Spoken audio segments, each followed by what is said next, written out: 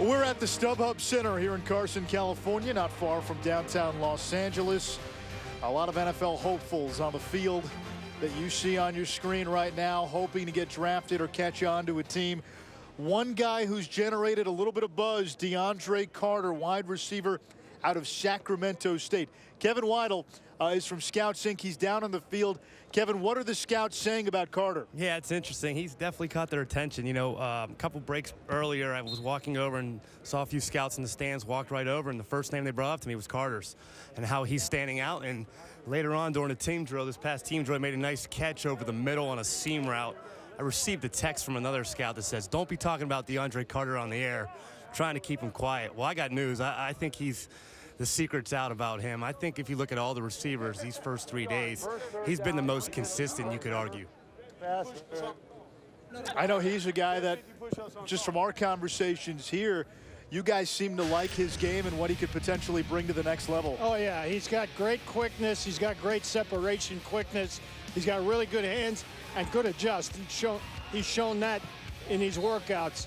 And, excuse me, if he can develop as a return guy, as an explosive return guy, he really has a good chance not only to make a team, but to be drafted as well. He was a finalist for the Walter Payton Award. That goes to the best player in the FCS, essentially the Heisman of the FCS. In this past season, 99 catches, 1,300 plus yards, 17 TDs for Sacramento State. What was the average per catch? Can you compute that? 1321 divided by 99. Go ahead. You went to Syracuse. So 13. I'm going to say about 13. I was a communication major, about 13. 13.2 right. in round numbers. And that's good. You want it to be over 12. That tells you he's a big play receiver. I kind of see a little Andrew Hawkins when I look at him. That's a pretty good comparison, burst. yeah. The slot receiver for the Cleveland Browns really had a couple games this year where he was big time. And I think he has that level of upside. I'm not sure he's quite as explosive as what Andrew Hawkins is, but he can develop into that a little bit stronger. He's a little bit thicker than Andrew. He is a little Andrew bit thicker came down as well. From Canada, by the way. Right, yes, with Montreal. Yeah, in the Canadian League, but he's a bit thicker, and if he can make it in the return game and thrive in the return game and stay healthy, he's got a chance. He reminds me, although the body type is different, he reminds me in quickness and adjustment to Eddie Royal, who has made a good living with the San Diego Chargers as a slot receiver. Unfortunately, Eddie's had a difficult time staying healthy. But if he can stay healthy, I think he's got a job because he shows you all of the qualities that you want in a slot receiver. And if he can bring that return ability on top of that, you're golden. Probably be a gunner on punt, too, as well, wouldn't you think? If he's tough enough, yeah, sure. Let's head over to Quinn Kesnick. Coach, what are your impressions of DeAndre Carter, the little slot receiver, 88 from Sacramento State? He's kind of a favorite right now.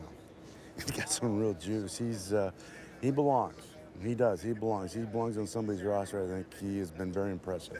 If you were his offensive coordinator, his head coach, how would you utilize him? I think in the slot. I think he's a terrific nickel. You know, he's a one-on-one matchup.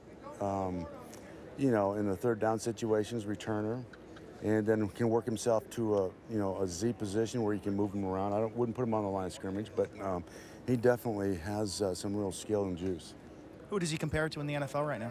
It's hard to say. You know, we've only had him here a few days. It wouldn't be fair to say, but he has the quickness and the body control in the hands, and there's no question he's got the juice to get it done. So he's got the ability to do it, and this hasn't been too big for him. He's handled everything very well. As you wrap things up today, next time we'll see is on Saturday when you guys take the field for the NFLPA Collegiate Bowl. What's still left on the checklist to do with these young men to get them prepared for Saturday? Well, we just need to, now we've got about 2 days here where they can get off their feet and go back and review everything that they've gone over. And that's it. So it's cerebral. Yep, that's it. So just make sure that they give themselves the best chance so mentally they don't have to think about anything, just react. Thank you, Coach. You got it. Dan, how much weight does an endorsement from one of the head coaches in this game carry? Huge. Because they're the guys that are in the trenches working with them day in and day out and see what's going on. So you got a guy like Mike Martz who's been around for a while and says, yeah, he's kind of the gem. What does that tell you? I mean, this guy's been around some electric receivers. That's big. And you can get in again. Bill knows this. You get all the numbers and all that. When you have somebody that's an experienced person that's been there, done it, has been working with this guy and says, yeah, he's got it, that's worth a lot. Yeah, it sure is.